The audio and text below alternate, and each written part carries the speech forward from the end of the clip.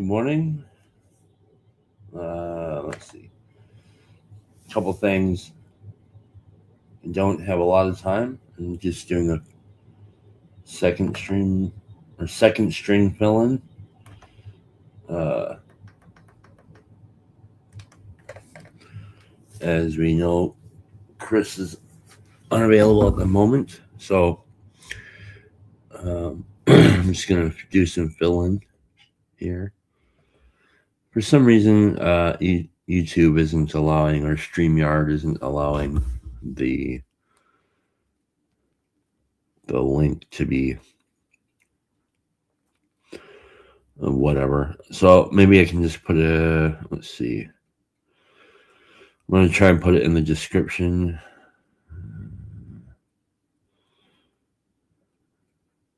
Copy link. YouTube. Let's do that. Let's do this. Seems like it's on. Do that.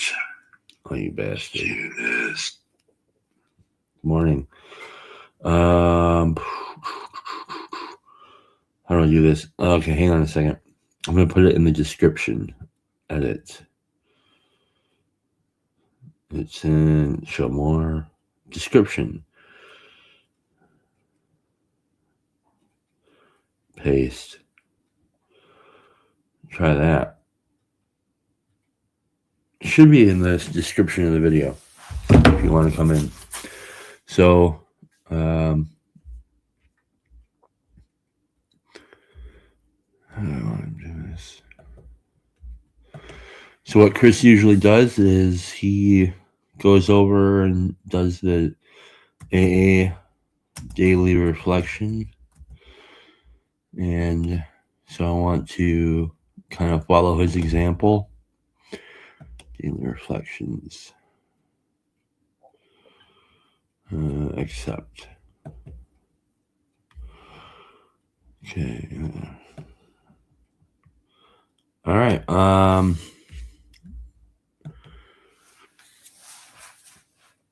So here is, let's see.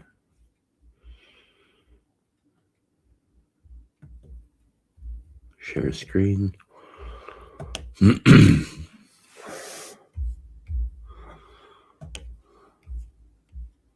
Usually, Chris has the computer way more like in his face. Like the camera is like more like this.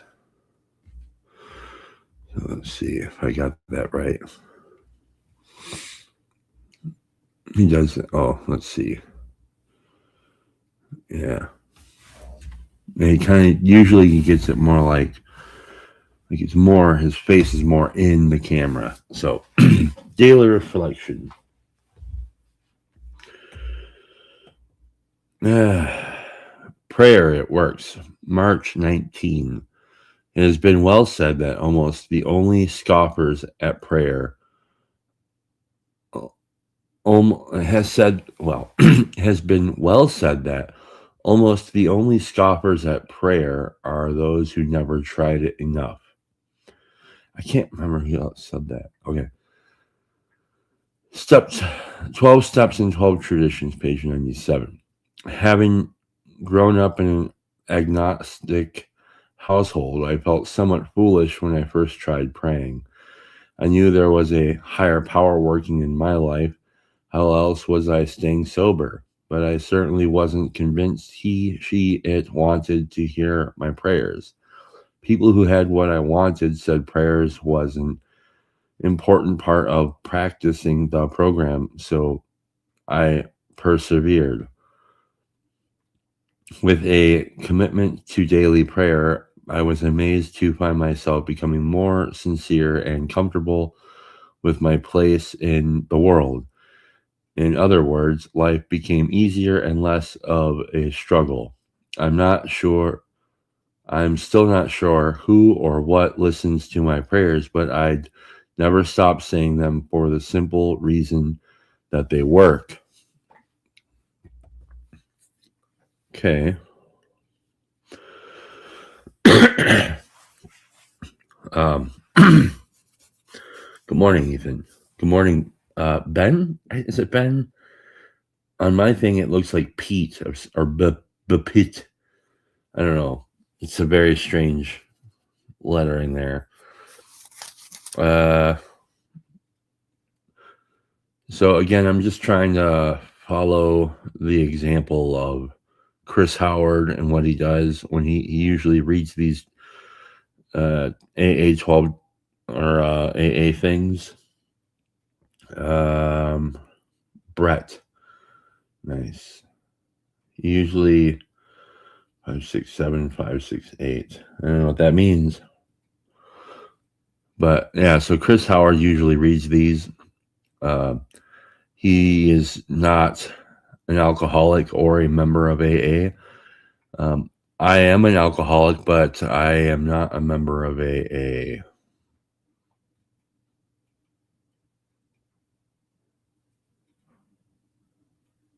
Nope.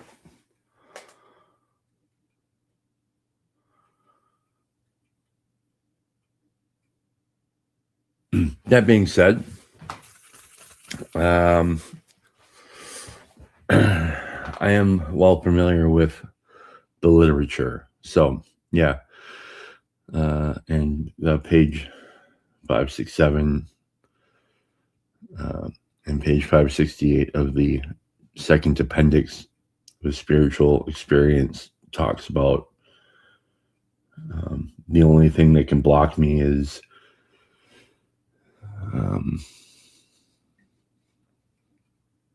belligerent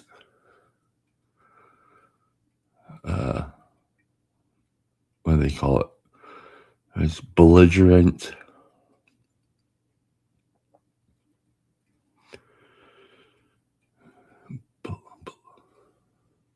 obstinacy, I think is the word it uses.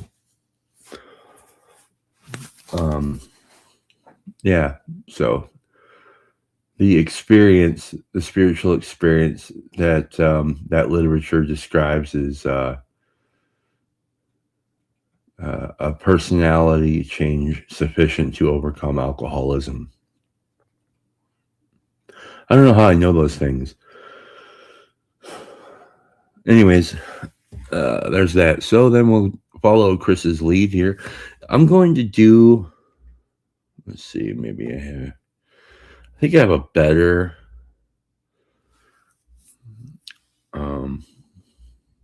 way of doing this, I think.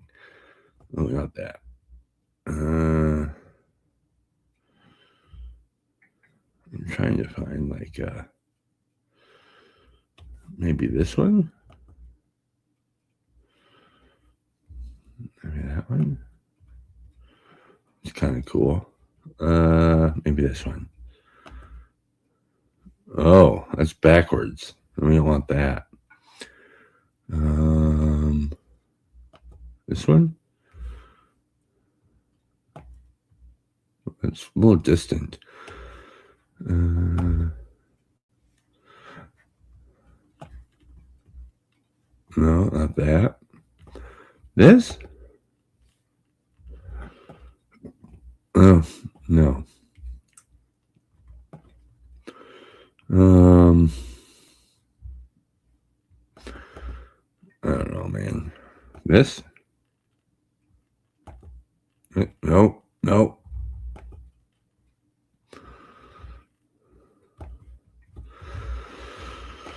I don't know, man. Oh, there. No. Son of a bitch. This? Yeah, I was going to do the YouTube history thing, but this is getting out of hand. Chris is so much better at this. Here, let's do this. Add item. Wait. Add camera slot. Go there, like this. Do this. And then add item Dynamic recommended media slot. Like this. Like this. Like that. Like this. I'm going to take this.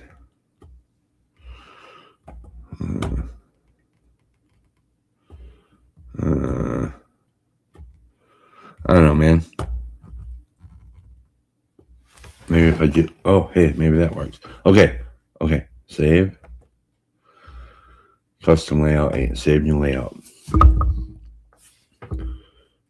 on, bitch. That didn't work. Remove. Add to stage. There. Wait. Oh, there we go. Okay. All right. Okay. YouTube.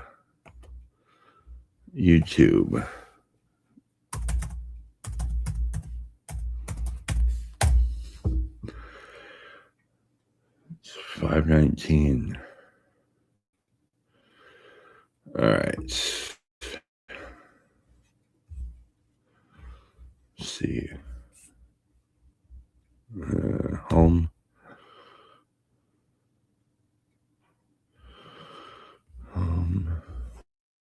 Where's this shit? Man, I don't know how he does it.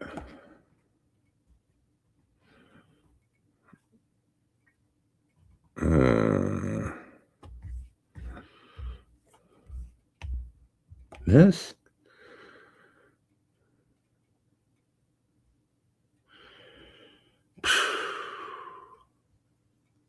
No, not that.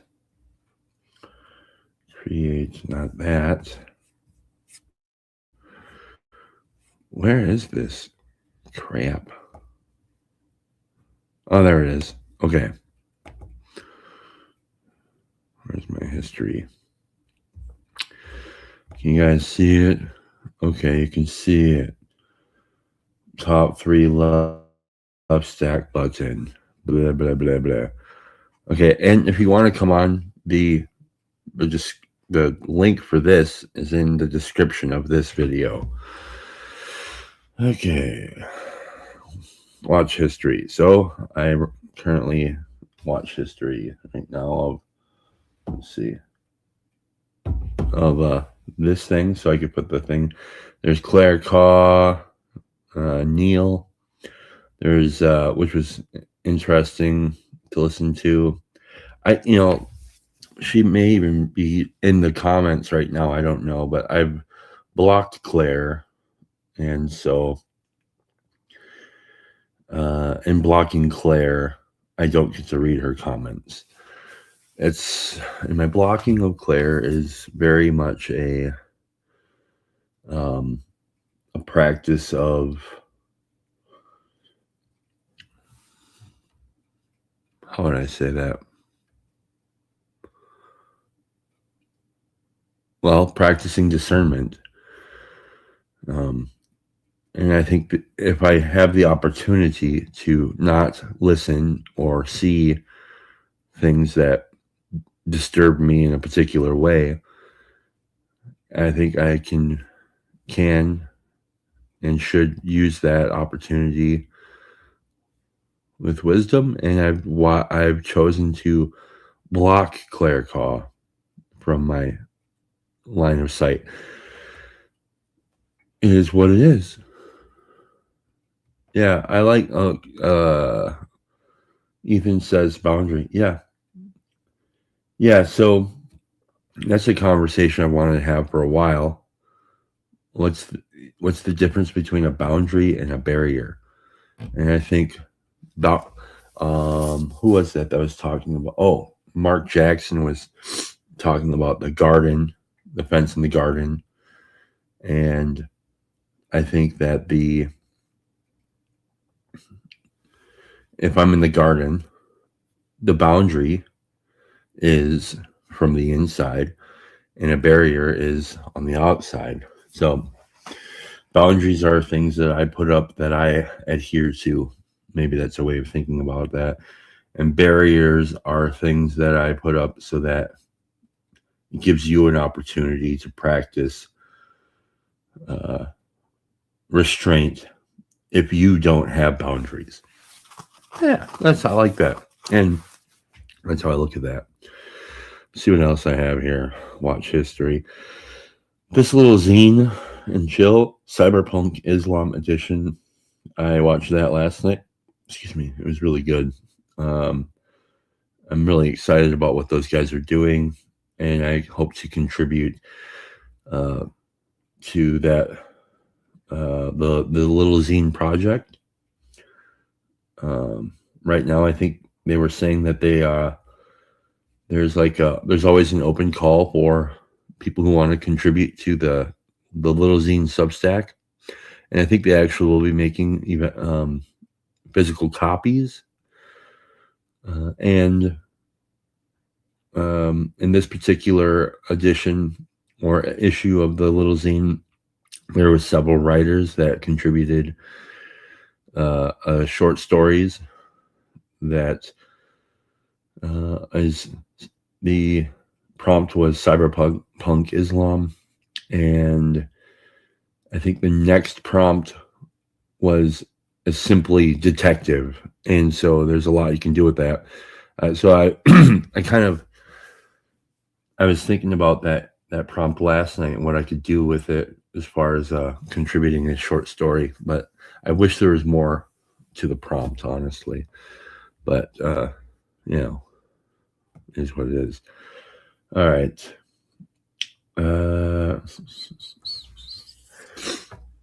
Watch history. Go back. What else do we have here?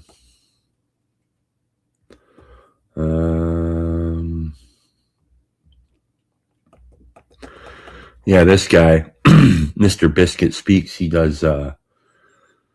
He's an interesting guy. He often talks about. Well, he's a there's a couple. He's a couple things. On this channel, he reacts to music, but not merely reacts to it, but tries to extract tools for ecology of practices. He would describe himself as a Christian mystic who is well acquainted with John Vervaeke's The Meaning Crisis and many of the things we talk about in the corner. I don't know if he's aware of the corner. I tried to contact him more through his Discord. He doesn't seem to be very tech savvy, but he reacts to music, and he's also a battle rapper. Like he's actually done that as a profession. So he's gone on like these different big battle rapping platforms and done battle rap, and but he's reacted to, like, I think his three main kind of subjects are of extracting these ecologies of practice, these tools for salience, is the artist Ren, the band Tool, the artist Maynard James Keenan from Tool, who's also in Pussifer and A Perfect Circle, and now he's going through the Sleep Token catalog. So I really like him. Very interesting dude. Let's see, did anybody show up? Nobody shows up. Okay. My eye is itchy.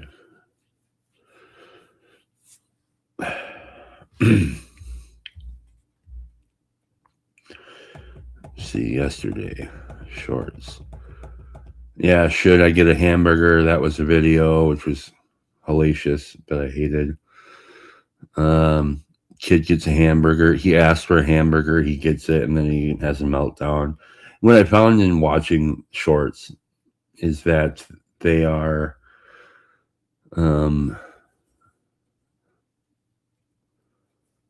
they're corrosive to my spirit. There's a drama that's that I'm attracted to that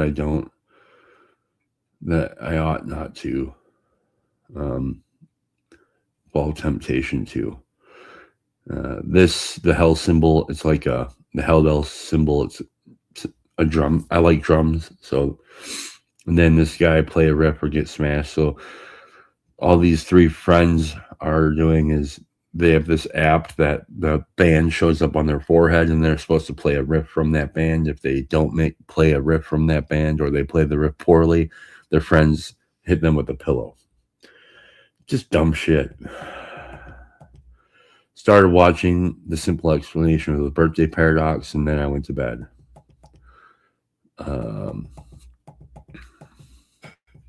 Oh, no. My wife was talking with her sister. They discovered the drama surrounding Afroman. So we were talking about that last night. Rather ridiculous and hilarious. Bill Murray came up. I was showing my wife the thing where Afroman assaulted the lady who came up on stage. These guys were I like watching reaction videos, in particular Sleep Token reaction videos. I was listening to David Gilmour, his latest album, and I only got 2 songs in, but I really want to listen to it. The lyrics to this particular song, Luck and Strange, is very interesting. Dave Gilmour is the guitar player of what the hell?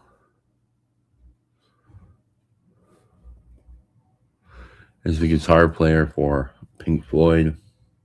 So listening to A Great Day for some. I like Pink Floyd a lot. Sometimes I revisit them. So as you can see, I get on these kind of like really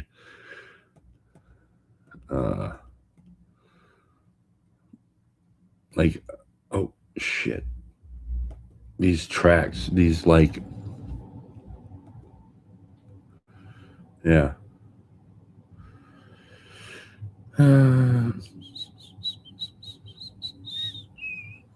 So yeah, I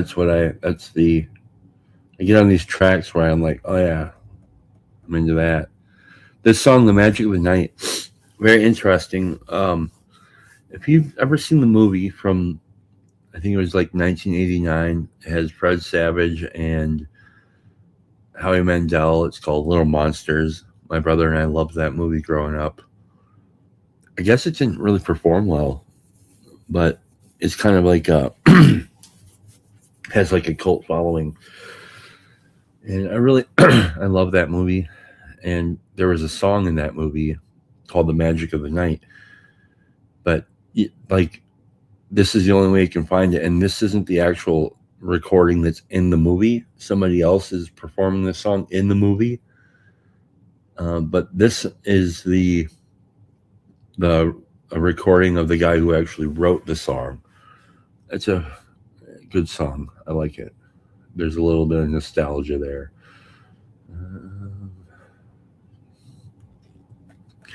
Man, I didn't really watch that.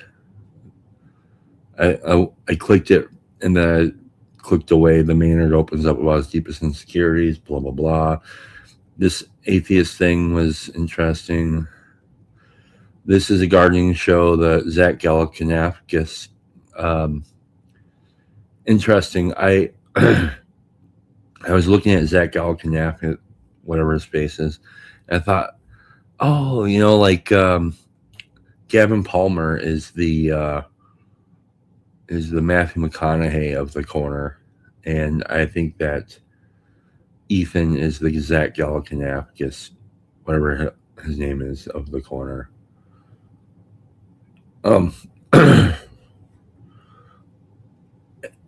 Olsen, I don't think you'll like Sleep Token, actually. I won't. I think that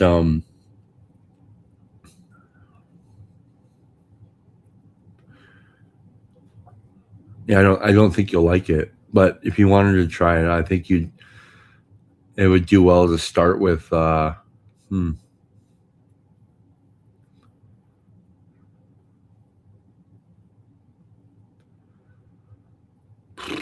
maybe start with the song "Take Me Back to Eden" or the album "Sundowning."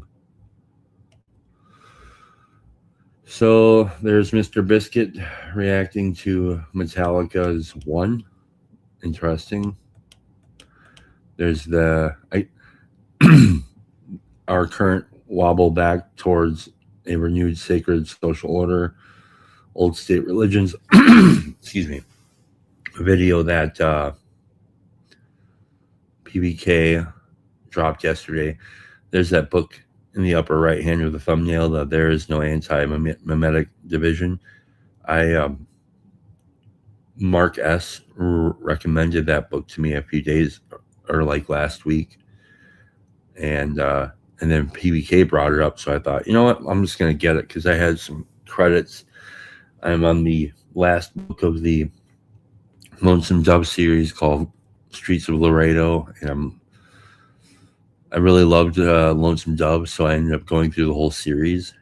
And realistically, if I were to recommend anything from Lonesome Dove, I would say just the actual book Lonesome Dove is sufficient, and I wouldn't even explore any more of it if I were you.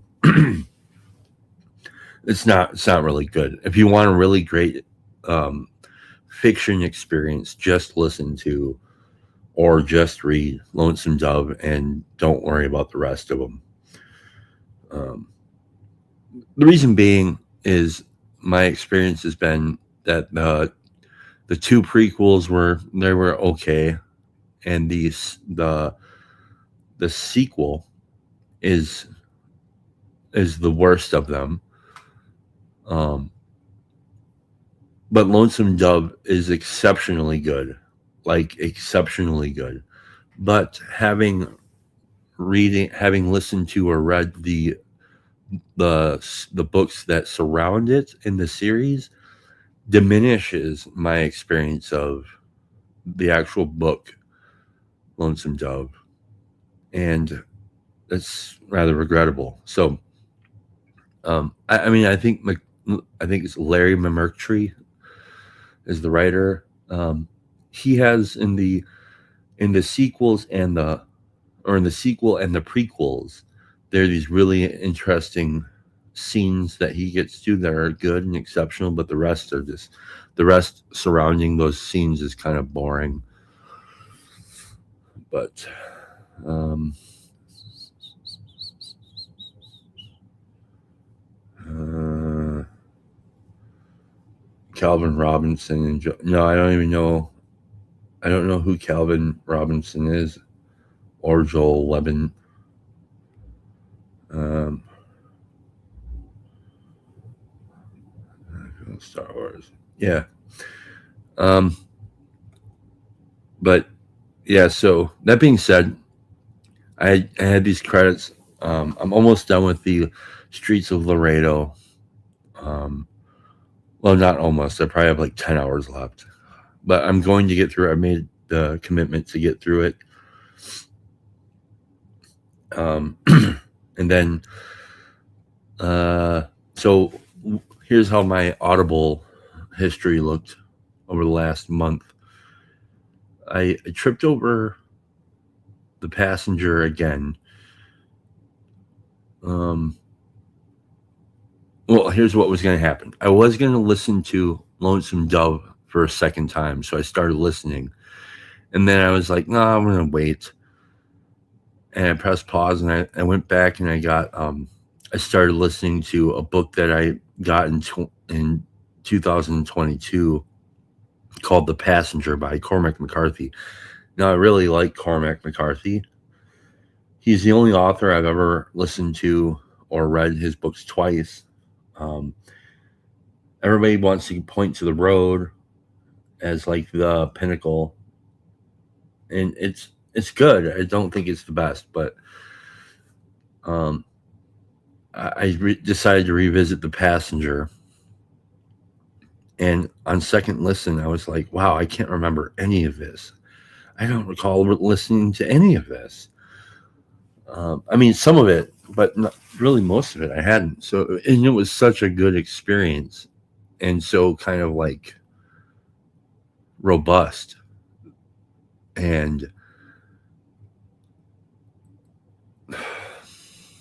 I don't, I don't know how to describe it. It was just so much, such a strange story that as soon as I finished it, I listened to the sequel, which is a book called Stella Maris. It's like they're companion books; they go together. Stella Maris and Passenger, they both go together, and it was so intriguing that I listened to it immediately again.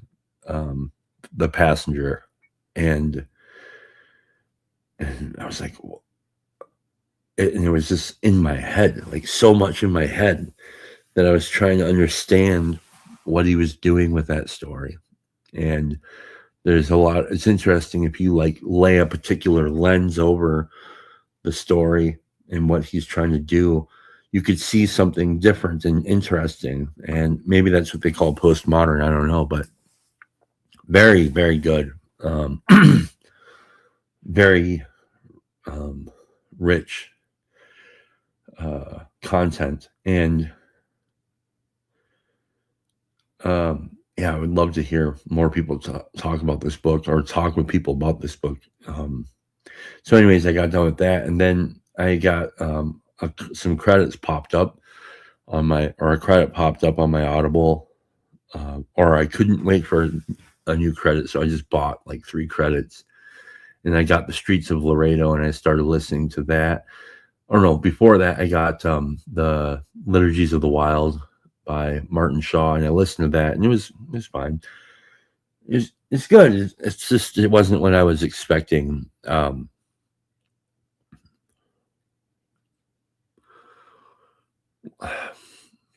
Yeah, it was good. It was good. I think it'd be a good book for somebody maybe who is kind of just entering their journey into like trying to see more broadly in a spiritual way, but then kind of it's not really self help, but it's more like a guide for possibly tuning your literary vision and spiritual vision and seeing how they can kind of come to alignment. So then I listened to Liturgies of the Wild, and then from there I went and got the Streets of Laredo, and I'm starting to listen to that. And after Streets of Laredo, I'm going to go back to The Passenger because The Passenger is so compelling. Oh, Olson's here. Greetings. Morning. Good morning. I got some drawings. We have this little thing we got to do once a week, and I sit and I doodle. And so since it's my last day, I brought some of them home. Cool. Uh, Let's see. Hang on a second. Hang on. Hang on. Hang on. They're not great. They're just little doodles, but Oh, that's how you do that. Do it again. Oh, cool. most of them are some sort of landscape. Oh, okay. This one's a hand. I used to be into hands. I was never very good at them. Let's see. This one, uh, attempt at a tree, I think. Okay. This one was supposed to be walking my dog. You see the little tail and his head at the bottom, and then that's the street in the background, a boulevard. Uh, it's hard to see because like the image on the other side is poking through. Oh yeah, yeah, it doesn't. Um, The light is like shining the shining. Yeah, music stuff through. that's supposed to be Oh, cool. Tree. but it's at night, and so it's actually everything's supposed to be a lot darker. and it's the moon that's behind it. It was a full moon that night, the night before. Nice. Whose Nice. kingdom are you building? Anyways, Cool. that's, I didn't mean to do that. I was just emptying out my lunch bag. Cool, man. And those. But I actually hopped on real quick to talk to you about The Passenger, Hmm. because you talk about it, and I listened to it, audiobook, and I don't know, I think I missed something. So what stood out to The Passenger in you? Hmm. Probably spoilers if people are. Well, it's rather hard to kind of say what stood out, because it's kind of like when I first started listening to like podcasts and stuff, and like the Peterson stuff and whatever. Mhm. Hang on a second, stop stream. I remember I would try to reiterate or represent or represent what the kind of information that I was getting. And I Mhm. found it difficult to do that because I hadn't embodied the whole thing. But I remember being inspired by this stuff, and so it's a similar experience to that. So to say what stands out about The Passenger,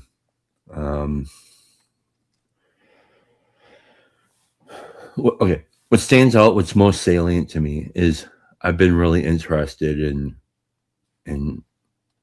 writing myself, and I'm not interested in writing novels because that's way too much to kind of consider for me. And I'm not interested in any particular drama, but I am very interested in the music of words and vocabulary and syllables, and Mhm. the way that you not only receive information on the page, but how the music or of the words makes me feel. How there's like a beauty to language, and that's what I really love about, I think, Cormac McCarthy. Some of Cormac McCarthy's writing, because, like, okay, for instance, if I go to I think it's called Cities of the Plain, it's I think the last book of his trilogy called the Border series, which is great. I mean, I love the Border trilogy a lot. And in the last one, what my big takeaway was that um, there's no like moral, there's no like what's the moral of the story. It's like there's no moral. So like you come to the story with your own understanding of morals, and then you just experience the story. And so it's kind of more philosophical in that way. So like like I think the main character's name is Billy Parham. But the thing about Billy Parham is that he's not really significant. He's not irrelevant, but he's a vehicle that gets you through a story where you meet all these other characters who have so much to say, and you get to experience those characters through Billy Parham. You don't hear Billy's thoughts. You don't hear anybody's thoughts, really. That's kind of what's interesting about Cormac McCarthy's writing in general. I think The Passenger book is the only book where we actually see into the thoughts of another person or a character. And so, but and so in the Passenger, the Sheldon character is very interesting. it's like, and so he has me considering. Cormac McCarthy has me considering is, who is this character? Is he a symbol of something? And then it has me thinking of like the different people I've met in my life. I'm considering, okay, they're not only people, but their character is like a particular symbol of like either some sort of angel or demon or Christ-like figure or whatever. So like it has me considering kind of like in this other way, like this sediment, like if I look at my life or my own character or how I view the world, it's like through this stack, this layers of understanding. And would it be like a union kind of I don't know. archetypes? I have no idea. I don't know anything really about Jung. I just know like when I reconsider people I've met in my life or have known, I can kind of maybe get a different perspective of how I understand the world today, or even that person today than I did then. So it's just considering, and I think that's essentially spiritual, the spiritual nature of reality, of life. So it's not just the hand I shook of a person, it's like my experiences with those people and how those experiences shaped my life then and how they're continuing to shape my life now. And so that's how I read Cormac McCarthy, in a very just a very considerate way, I guess. I'm considering what is life, what is, so that's and the way that he uses his prose are very poetic, and I love that. I love, like, you have to, a lot of times I have to get out a dictionary and to pick up what does that word mean. But I love the way it dances in my ear especially the audiobook version, because I don't believe I could ever read these books in the same way that they are read to me. That's how I learn best, I think, is through auditory experience. But the way that it influences my writing is interesting, because I don't really think that I have a very expansive category, or vocabulary, but it has me considering vocabulary more deeply. And the way that I like, so I don't know if you've read any of the Substack stuff that I've been writing, but I've never really gotten on Substack. I love it. No, I don't read, if I'm honest, I've only maybe read Ethan's Substack. But I'm very self-centered in that way. So I'm not going on Substack to read people's articles. I'm using Substack as like a way that I can embody a hobby.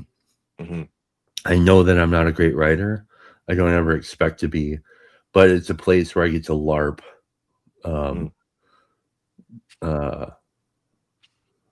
live action role play my way through some creative writing. And then, so I'm able to, rather than just write it and keep it for myself, I do like the show and tell aspect of all this stuff a lot. So it turns out I don't know what I'm writing exactly. Some of it's, I think it's probably, if I had to say, it's probably poetry of some sort.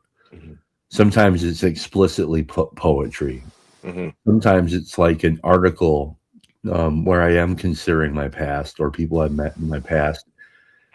And it's kind of like through a linear pathway, but it's also wrapped up in like poetic prose. And I come from a music background where I create music, and I like to write songs. I like to improvise songs. I'm not doing that anymore. but I can do something akin to that with written words. Mm-hmm. And so I really enjoy the music of words. Mm-hmm. And that's what I think I'm playing with. And then how I know that how they provoke me. I mean, like some of my first experiences with, like, I would say maybe something like philosophical thought or deep thinking was through music. Like, and actually it was through, Pink Floyd. And as a kid, because I didn't have church or anything, but I had music. And so that's where I learned how to that's where I acquired a particular lens to see the world Yeah. Yeah, I through. think a And lot of people do that. yeah, and so I like to use that lens, and I want to use that lens, and I like to write things that are like not always just so straightforward. Um, and so maybe that's postmodern. I don't know, but I guess it might be. But that being said, I really like to do it, and that's what I love. That's what stands out to me about The Passenger. I would say for anybody who's going to read The Passenger, you're going to have the exact experience that Olson just described. You're going to feel like you missed something. That's the point. Mm. The book Okay. isn't meant to give you any. It's not meant to be. There's not closure. Mm-hmm. There's not a fine bow tied answer to your problem. Um, in fact, it starts with a passenger who's missing on a plane, and if you think you're going to go into that book as it's like some sort of mystery that's going to be solved, you will be very disappointed. Mm-hmm. I've watched a lot of reviews of the book, and they all say the same thing. It's like, I would say I would approach the story more like a dream, or Alice in Wonderland, or um, what is that, Dante's Inferno or something like that. But I bet you Dante's Inferno has more. I have not read it, but I imagine it has more of a linear resolution. But Mm-hmm. Yeah, I'm listening to that one right now yeah, as I'm packing and working in the night and on the house. I'm listening to Dante. I've never made it all the way through yet, so okay. got it in the background. Um, Also, what you can expect to find in The Passenger is a lot of inside baseball on the history of people who were uh, mathematicians and Mm-hmm. physicists. I think it's wrestling between the battle between material and spiritual. Honestly, I think that's really. I mean, I think that's why so many of those mathematicians went insane. I think that's why the character Alicia or Alice is. We don't know if she's insane or not. Is Mm-hmm. she in some sort of like? Is she under some sort of spell, or is she in schizophrenic? We don't really know. And then what does that really mean if she is schizophrenic? Mm-hmm. What does that mean? And I think that's kind of what he's toying with. It's like, if you, maybe that's the whole idea. If you approach a book with assumptions, you're going to be poorly. You're going to have a rude awakening, Mm-hmm. and it's that. I think that's the way life is too. If you approach life with certain assumptions, you're probably going to have certain rude awakenings Mm-hmm. along the way. Mm-hmm. I think that's the idea, something like that. Yes. I'm standing tall. I don't want to feel like I'm standing super tall over you. Are you that tall, or are you super short? No, I'm like 5'9". Yeah, I just where the positioning of the. It's the only place I got to put it in the kitchen. I was making my lunch. I'm merely a head, so Yeah. Yeah. All right. Well, I gotta get going. Thanks for running this and explain Passenger. Maybe I'll have to give it another go sometime yeah, and revisit it. So, but yeah, I remember you were doing those. You did a couple of those videos where you're doing like the live stream writing, and that was yeah, kind of interesting. Seeing a creative. It's like people, watching people paint. You know, mhm. and you're just sitting there writing. That's kind of Yeah, interesting. I yeah, mean, that'd be another interesting thing, like film in composing a song? Like, how do you write a song? That you do. Oh Pretty yeah, interesting. dude. I wouldn't even know where to begin on answering that question. Yeah. I think in order to write a song, you just have to start. Yeah. I'm